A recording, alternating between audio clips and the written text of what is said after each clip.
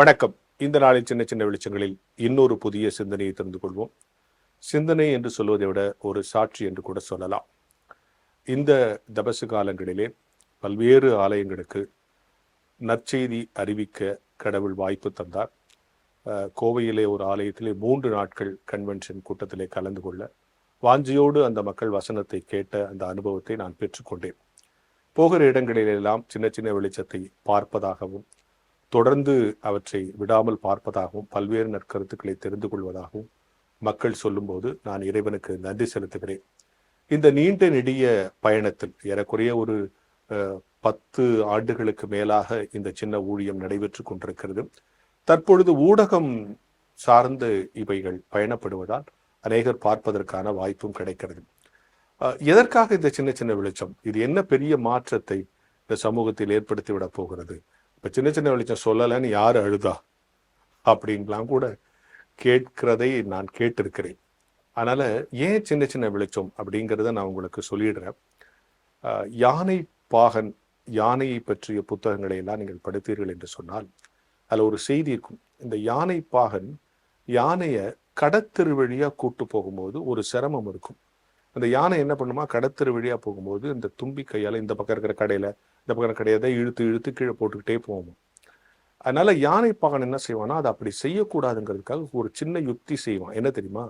ஒரு சின்ன குச்சை கொண்டு போய் அதுக்கிட்ட கொடுத்துரும். அது அந்த தும்பிக்கை அந்த குச்சை கொடுத்துட்டா அதுக்காக அந்த தும்பிக்கை எங்க ஆட்டம் அந்த குச்சை பிடிச்சிக்கிட்டே போவோமா. நீங்க நிறைய யானை படங்கள்ல பார்த்துக்கலாம். ஒரு குச்சு பிடிச்சிரும். யானை பாகன் ஒரு குச்சை அது கையில கொடுத்துருவான். மற்ற இடங்கள்ல போகும்போது இவன் குச்சை வச்சிருப்பான். அப்படி போனா அது போகும். கடற்தெருவில் போகும்போது தும்பிக்கையால் அதனுடைய கவனம் வேறு பொருட்களின் மீதோ பக்கவாட்டின் மீதோ போய்விடக்கூடாது என்பதற்காக ஒரு சின்ன குச்சை அது கையில கொடுத்துட்டா அதுக்கப்புறம் அந்த தும்பிக்கையை வேற எதுக்கு அதை பயன்படுத்தாது, குச்சியே பிடிச்சிட்டே போகும். நம்முடைய மனசும் ஒவ்வொரு நாளும் இந்த சமூகத்தில் பல்வேறு விதங்களில் அலைபாய்கிற வாய்ப்பும் சூழலும் இருக்கிற இந்த நாட்களில் காலையில் எழுச்சோன்னா உங்ககிட்ட ஒரு சின்ன குச்சி கொடுத்துட்ற மாதிரி தான். இதை கொடுத்துட்டா இன்னைக்கு முழுக்க அந்த தாட்லேயே நிற்பிருப்பீங்க, அதை பற்றி யோசிப்பீங்க, அதில் ஏதாவது பெற்றுக்கொள்வீர்கள் என்கிற ஒரு நம்பிக்கை தான்.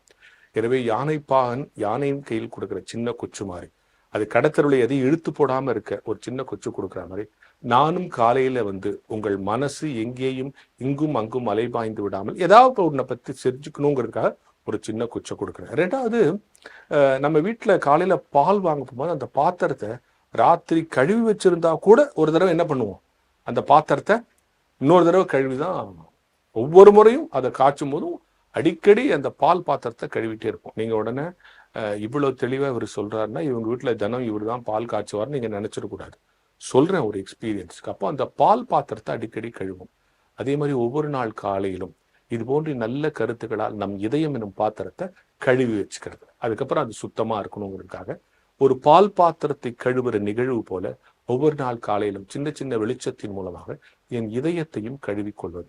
மூன்றாவது, நான் இதை எந்த நோக்கத்துல நடத்திட்டு இருக்கேன்னா, அண்ணாவை பத்தி ஒரு அழகான சென்டென்ஸ் சொல்லுவாங்க, சீரியஸ் ரீடிங் சிம்பிள் எக்ஸ்பிரஷன்.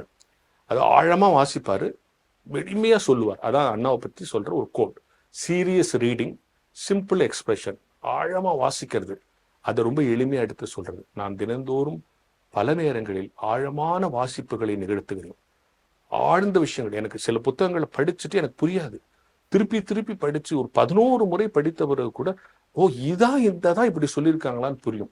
அதை கொண்டு ரொம்ப டைலூட் பண்ணி எளிமையா நம்ம நேயர்களுக்கு கொடுக்கணுங்கிறது தான் என்னுடைய நோக்கம். எனவே யானை கையில் கொடுக்கிற குச்சு, கழுவப்படுகிற பால் பாத்திரம், சீரியஸ் ரீடிங், சிம்பிள் எக்ஸ்பிரஷன், இந்த மூன்றையும் மறந்து விடார்கள். இந்த மூன்றும் தான் சின்ன சின்ன வெளிச்சம் என்கிற சிந்தனையோடு இந்த நாளை தொடங்குவோம்.